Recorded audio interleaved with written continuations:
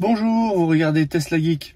Aujourd'hui est un jour important pour Emmanuel, mon filleul, puisqu'il va prendre possession de sa SR+. Je suis super content aujourd'hui parce que j'ai rencontré Emmanuel au début de ses réflexions. J'étais allé le rencontrer chez lui, je lui avais montré ma long range. On avait eu une super discussion ensemble, j'avais pu répondre à toutes ses questions. Enfin peut-être pas toutes, mais en tout cas un bon nombre de questions. Ça l'avait beaucoup rassuré, j'avais vraiment beaucoup aimé cet échange. Et du coup, en participant à sa livraison aujourd'hui, ça me permet de vraiment l'accompagner de A à Z, de la réflexion jusqu'à la livraison. Donc vraiment, j'en suis très content. Je vais donc aller le chercher chez lui pour aller ensemble au rendez-vous. Je vais l'accompagner donc au service center de l'Île-les-Quins, là où il va réceptionner sa Tesla Model 3. Ça va me permettre de l'aider dans les contrôles du véhicule pour l'état à la réception et aussi l'aider dans la prise en main parce que la Model 3, ça peut être un peu déroutant au début avec son grand écran et tous les réglages qu'il peut y avoir à faire au démarrage. Donc voilà, je serai là pour l'aider et ça va très bien se passer. J'en suis sûr. Vous avez dû voir dans ma dernière vidéo, je vous avais déjà partagé les retours de certains de mes filleuls qui avaient déjà été livrés. Donc on a plutôt des bons retours, hein. La qualité des véhicules est vraiment bien. Alors on n'est jamais à l'abri d'une mauvaise surprise. J'ai un de mes filleuls du côté de Lyon, d'Hardy, qui a eu des bons soucis d'alignement sur le pare-choc. Alors il va me tenir au courant, il y a un ranger qui doit passer logiquement. Voilà, je vous ferai un petit retour là-dessus dès que j'ai de ces nouvelles. Mais c'est quand même assez rare hein, par rapport au retour que j'ai pu avoir. Ça arrive, mais c'est assez rare, donc c'est pour ça qu'il faut être un peu vigilant quand même le jour de la réception. Après, bien sûr, tout est corrigeable, hein. Donc c'est un peu agaçant, mais il faut pas non plus se stresser. Tout est pris en charge, il n'y a pas de souci là-dessus. Du coup, vous allez me suivre dans cette livraison. On va faire une quarantaine de kilomètres en allant le chercher, aller jusqu'au service center. Donc il va y avoir un petit peu de route. Ça va me permettre de vous montrer un peu ma conso. Actuellement, il fait aux alentours de 9-10 degrés. Il y a un peu de pluie. Donc bon, on verra ce que ça donne. Et puis on va se mettre en route, hein, parce qu'il faudrait pas être en retard. C'est un jour important pour Emmanuel. Allez, c'est parti. À tout de suite.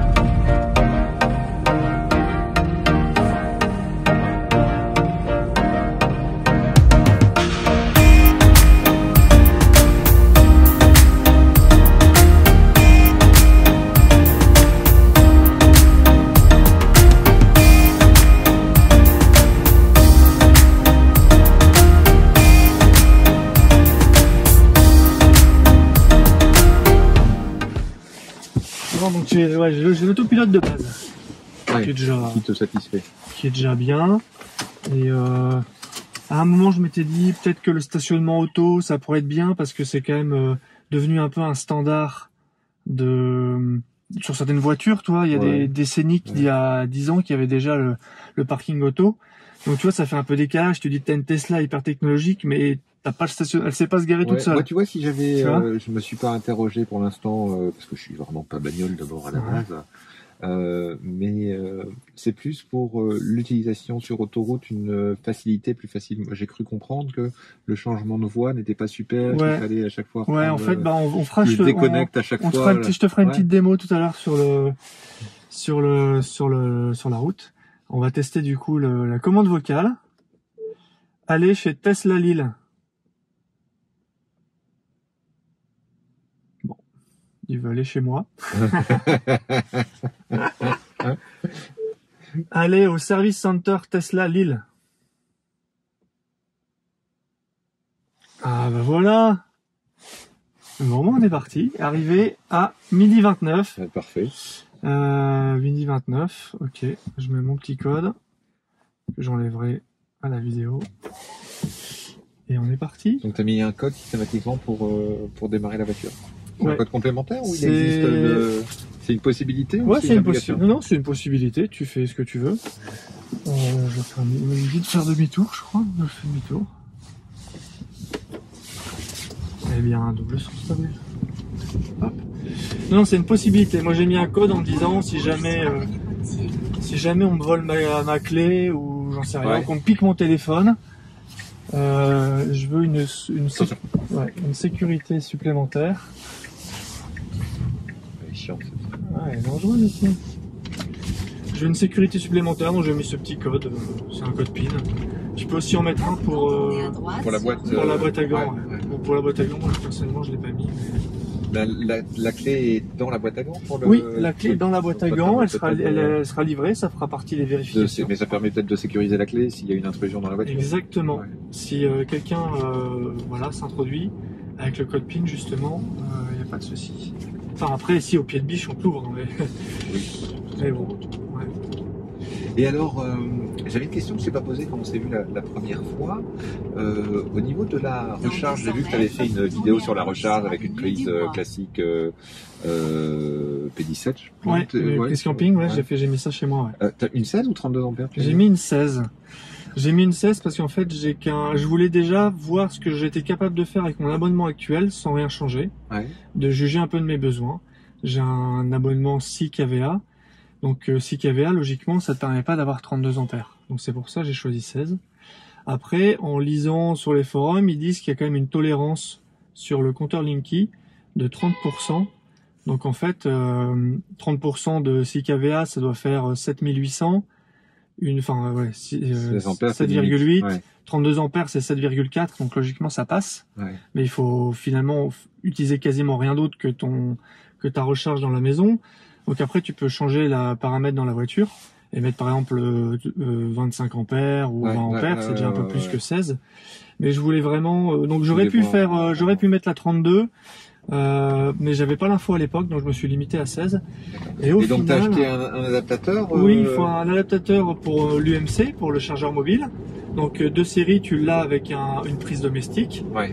Et en complément, tu peux acheter des adaptateurs pour d'autres prises. Donc il y a un adaptateur P1732, un P1716. T'as aussi des prises anglaises. Je comprenais pas la connexion, parce que j'avais jamais vu la prise Tesla. Je pourrais te le montrer, je l'ai dans le coffre, l'adaptateur.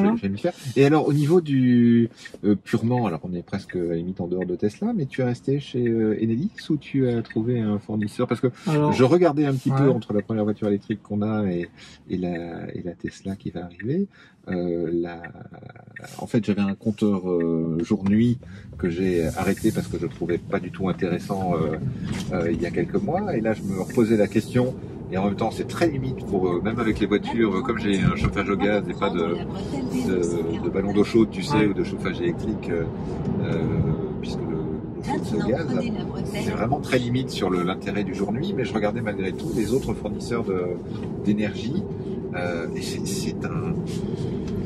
c'est compliqué à comparer. C'est compliqué de comparer. Là, tu vois, il y a un nouveau fournisseur norvégien qui vient de s'installer sur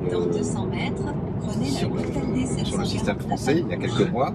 Ça s'appelle Busy, je pense, qui te vend l'électricité à prix coûtant et qui ne fait aucun bénéfice sur l'électricité. Par contre, il te vend un abonnement un petit peu plus cher.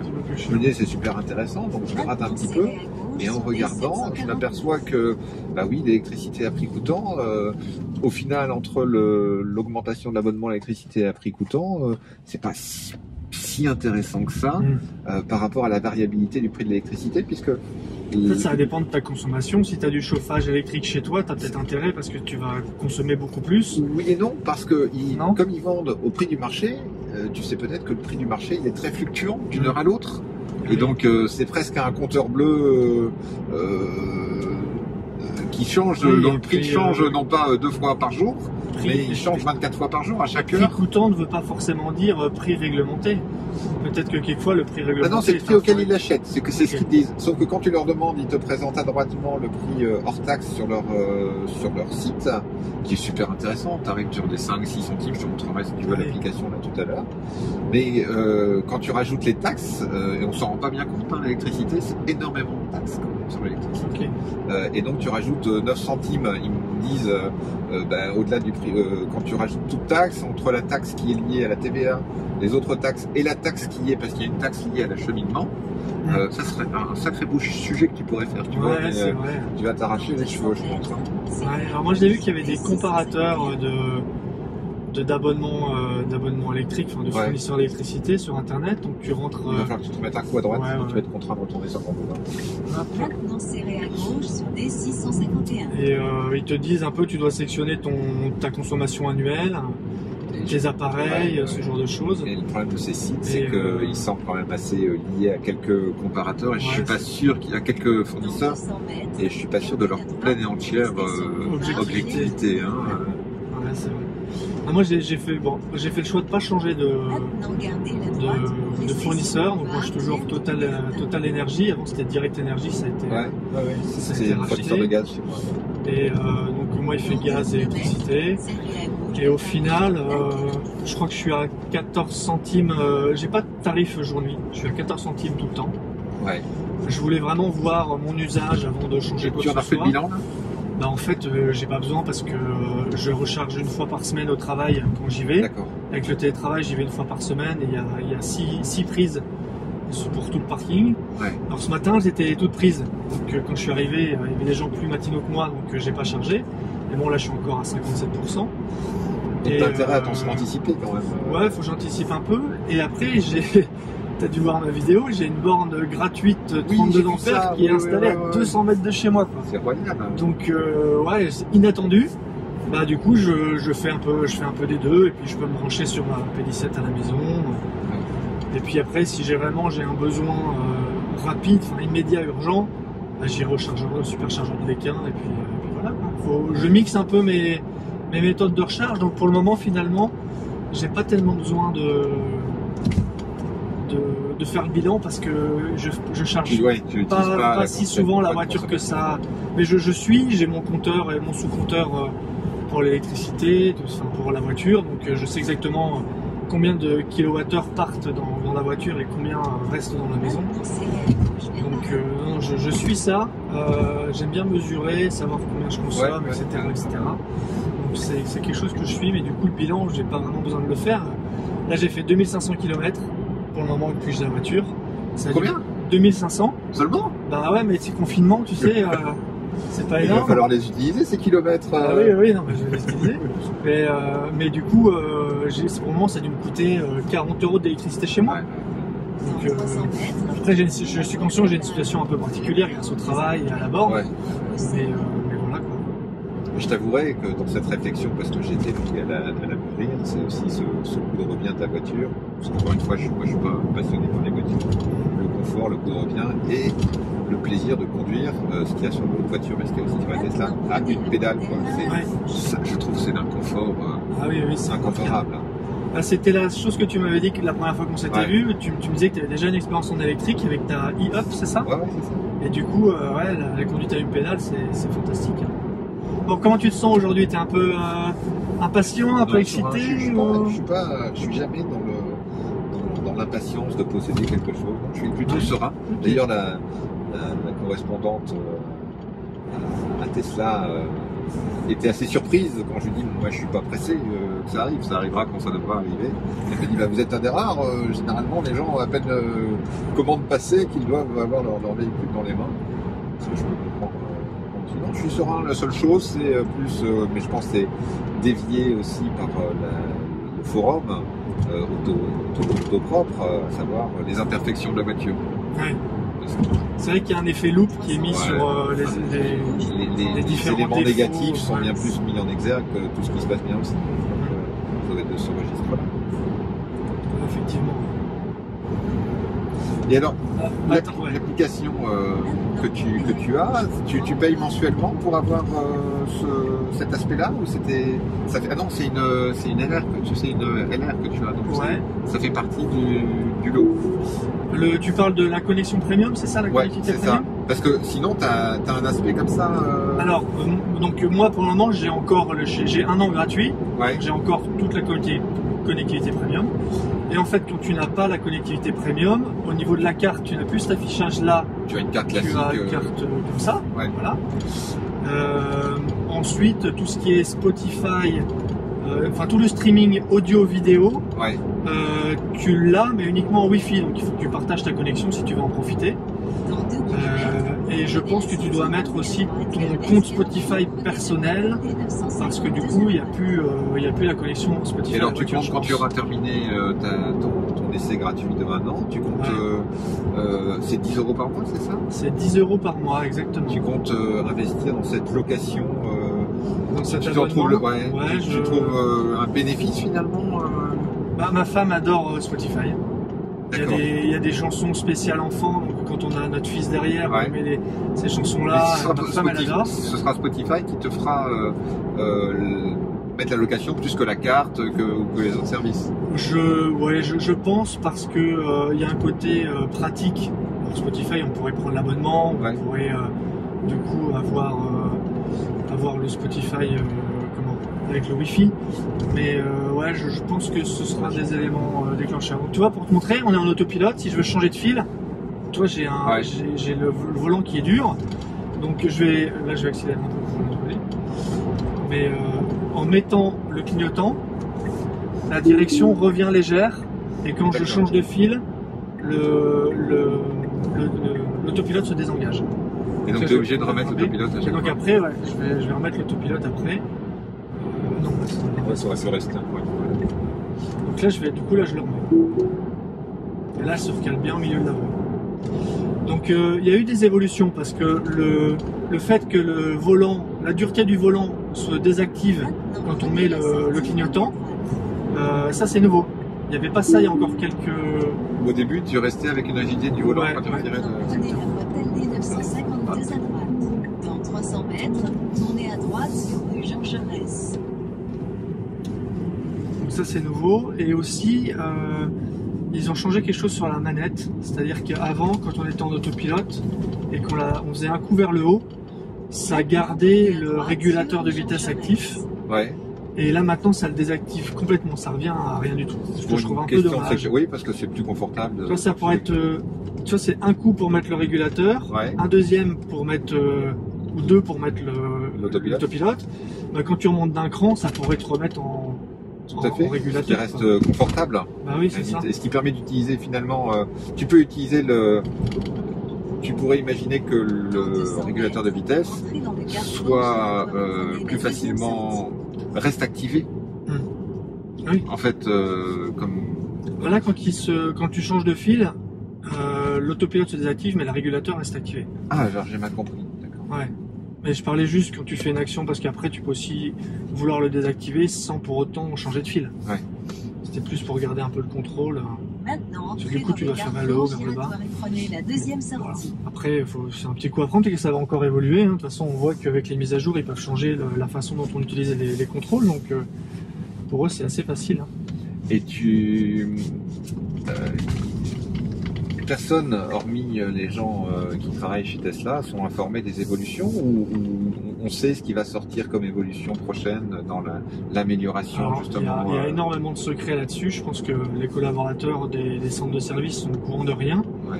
La façon dont le public apprend des choses, c'est via notamment un hacker qui s'appelle The Green Only, qui s'amuse à décortiquer les mises à jour ou les prochaines mises à jour Tesla Ouais. pour regarder ce qu'il y a dans le code. Et donc c'est comme ça qu'on peut apprendre que il y a un volant chauffant qui arrive, Ouais. parce que il y a des codes dessus. On peut voir qu'il y a des batteries plus grandes qui vont arriver, ou qu'il y a des choses comme ça qui arrivent, ou qui sont des fois réservées à des modèles de test. Tu vois, à un moment on avait vu une batterie 100 kWh sur la Model 3. En fait, c'était pour faire des tests. C'était pas pour le grand public. Donc, ou tout du moins pas maintenant. et Elon Musk avait démenti cette rumeur-là. Mais oui, il y a beaucoup de choses qu'on apprend grâce à lui, grâce à ces recherches-là. C'est assez intéressant. Donc ça, on peut suivre sur des sites d'actualité, que ce soit Electrek en anglais, qui est pas mal connu, et après Automobile Propre, le forum, tout comme ça. Dans 200 mètres, tournez à droite sur rue du Pic au Vent. Bon, on est bientôt arrivé, hein. Ouais. Du coup, comment ça va se passer? On va aller à l'accueil du service center. Je sais pas si je pourrai t'accompagner ou s'il y aura que toi qui pourras y aller. On verra avec eux. Et ensuite, ils vont nous conduire jusqu'à la voiture. On pourra faire les contrôles, regarder tout ce qui va bien et tout ce qui va pas, s'il y a des choses qui vont pas. Noter tout ça. Et puis moi, je t'ai ramené une petite checklist ici. Ah, attends, j'ai imprimé, je me suis dit que tout était dans ta mémoire et que tu n'avais, au vu de l'expertise que tu as, plus besoin de checklist. Bah écoute, c'est toujours bien d'avoir un petit pense-bête.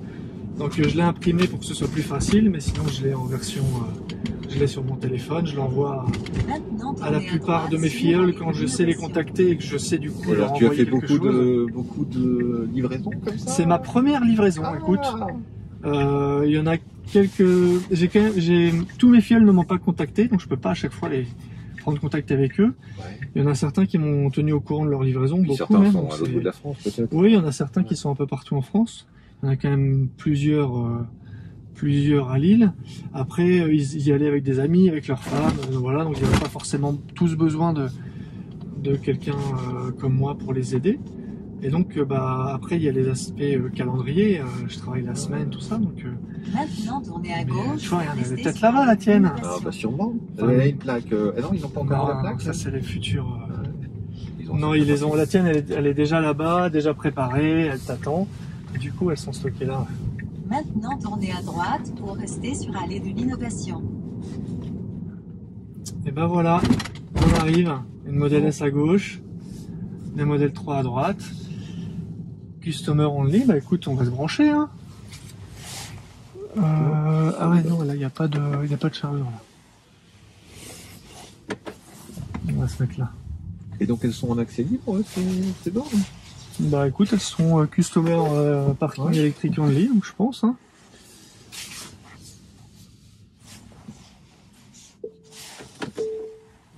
On va regarder derrière.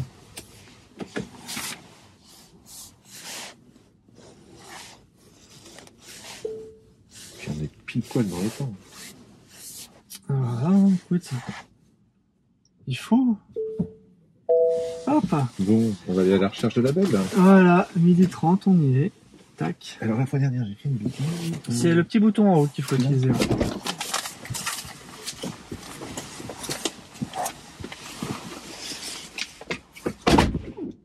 Bon bah la voilà, hein. Elle est là, elle nous attend, prête à être réceptionnée. Alors tes premières impressions là, la voir comme ça, toute neuve, toute brillante? Espérons que ce ne soit que des satisfactions. Ah bah ouais. Ah, elle est très bien, moi elle m'a l'air très bien là comme ça. Ah oui, t'as l'œil de l'expert. Alors. Ouais, magnifique. Du coup, dans les premiers réglages qu'on peut faire, c'est autoriser le téléphone, l'application mobile. Donc ça, tu peux aller dans le petit véhicule en bas. Et on va regarder, c'est soit dans verrouillage, soit dans sécurité. Donc là, qu'est-ce qu'on a si tu défiles? Unknown key. Donc ça, c'est les deux clés qui sont livrées. Donc il faudra que je mette... Faudra que tu mettes une homme, monsieur, madame, ou comme tu veux. Ouais, le verrouillage par éloignement, tu peux le mettre. Ouais. C'est que quand tu vas t'éloigner de ton véhicule avec ton smartphone, elle va se verrouiller. C'est pratique. Tu peux exclure au domicile si tu veux, mais ça veut dire que quand tu es devant chez toi, elle va pas se verrouiller, donc vaut mieux là. Déverrouillage en stationnement, c'est-à-dire, ça correspond à... C'est que quand tu es arrêté, elle va se déverrouiller avec toi qui arrive, je pense. Tu peux te mettre une notification si portière et vitres sont restées ouvertes. C'est où? C'est juste sous ton doigt là, tu as mis off. Portière et vitre. Voilà, portière et vitre. Est-ce que tu veux une confirmation sonore quand elle se ferme? Ouais, je verrai, je tripoterai. Voilà, hop. Donc là, tu as tout vu. Et donc dans sécurité, je pense que c'est dans sécurité, un peu plus bas. Ouais. Autoriser l'action mobile, c'est déjà activé. Autoriser la conduite sans clé, ok. Ça, je sais pas si je l'ai activé moi-même. Si tu descends, il doit y avoir d'autres choses. Tu fais glisser. Vous pouvez également utiliser le levier de vitesse. Voilà. Ok. Mode sentinelle que tu peux activer. Mais d'abord, faut que pour activer le mode sentinelle, il faut d'abord que tu mettes l'adresse de chez toi pour qu'il puisse t'exclure au domicile. D'accord, je ferai ça tu le feras. Enregistrer la séquence à chaque utilisation du klaxon, ça c'est plutôt bien. C'est-à-dire que tu as la dashcam qui va enregistrer, qui va stocker sur le disque dur. Alarme de sécurité, ça peut être bien, avec soulèvement et intrusion. Hop. Tac. Et pareil, soulèvement, intrusion. Code PIN pour la conduite, c'est ce dont je te parlais, donc tu pourras mettre ton code. Voilà. Anti-surchauffe de l'habitacle, ça veut dire que la clim elle se met quand il fait quand même beaucoup de soleil. Ouais, c'est ça. Si tu l'actives, en l'occurrence, c'est pas activé. Il faudra qu'on voit quelles sont les conditions pour l'activer. L'information n'est pas disponible lorsque la fonction soulèvement et intrusion est activée. Donc ça exclut le soulèvement et intrusion. Bon, ce sera moins bon à savoir. Ensuite, ce que tu peux faire, c'est te créer un profil. Alors ça, je ferai. Tu feras. Bah, du coup, c'est plutôt bien. Alors ça sert à. C'est le chauffant. Alors oui, peut-être. Alors ouais, on va. Tu le sens immédiatement? Bah, si tu le mets à fond, dans 30 secondes, on devrait le sentir. Alors me voilà de retour chez moi après la livraison de la SR+. Alors tout ne s'est pas passé comme je l'imaginais. Alors pas par rapport à la voiture, mais par rapport à l'idée que je me faisais de la vidéo que je voulais vous faire. Je pensais en arrivant que je pourrais prendre plein de vidéos de l'intérieur, de l'extérieur, pour vous montrer vraiment de près la voiture. Et en fait, on est rentré tout de suite dans le vif du sujet avec les vérifications. Et du coup, j'ai pas pris tant d'images que ça. En plus, c'était sur ma pause du midi, donc il a fallu que je rentre travailler pour être à l'heure à mes réunions. Donc en fait, je me suis vraiment concentré avec Emmanuel sur la vérification de sa voiture et ensuite sur le compte rendu qu'on a pu faire avec le Tesla Advisor. Alors du coup, concrètement la voiture, alors j'ai pris quelques notes pour vous dire ce qu'on a noté et ce qu'il en a été. Du coup, la première chose, c'est le bas de caisse. On a regardé le bas de caisse au niveau du dessous, enfin pas vraiment le bas de caisse. En dessous du bouclier avant, il y avait quelques traces, quelques griffes liées certainement à des procédures de déchargement peut-être un peu rapides. Donc je vais vous mettre les photos juste après. Donc il y avait des petits pocs et quelques griffes. Donc ça va être pris, hein, bien sûr. Donc Emmanuel va prendre rendez-vous via l'application pour que je crois un ranger passe ou enfin il me tiendra au courant de la procédure. En tout cas il y avait ça, donc il fallait quand même bien se baisser et regarder en dessous. C'est vraiment sur l'arête, en dessous de l'arête du bouclier avant. Je vous montrerai la photo. Ensuite au niveau du coffre, on avait quelques interrogations. L'ajustement avait pas l'air parfait. On a comparé avec d'autres voitures. Finalement, c'était plutôt mieux que sur d'autres voitures. Et Tesla nous explique que le petit décalage qu'on a à gauche par rapport à ce qu'on a à droite est lié à la position du vérin unique pour le coffre électrique. La porte conducteur, elle n'était pas tout à fait, l'alignement n'était pas tout à fait parfait. Tesla nous a dit que c'était dans leur standard. Bon, en négociant un peu, en assistant un petit peu, Emmanuel m'a dit que ils ont accepté de faire l'ajustement. Il y avait finalement pour moi 2 mm trop haut côté conducteur à la jonction avec la porte passager, et du coup ça faisait que au niveau de la jointure avec l'aile, l'écart n'était pas identique en haut et en bas. C'était un peu plus large en haut, c'était un peu plus large en bas, et ça c'était lié à la porte qui était 2 mm trop haute côté jointure avec la porte arrière.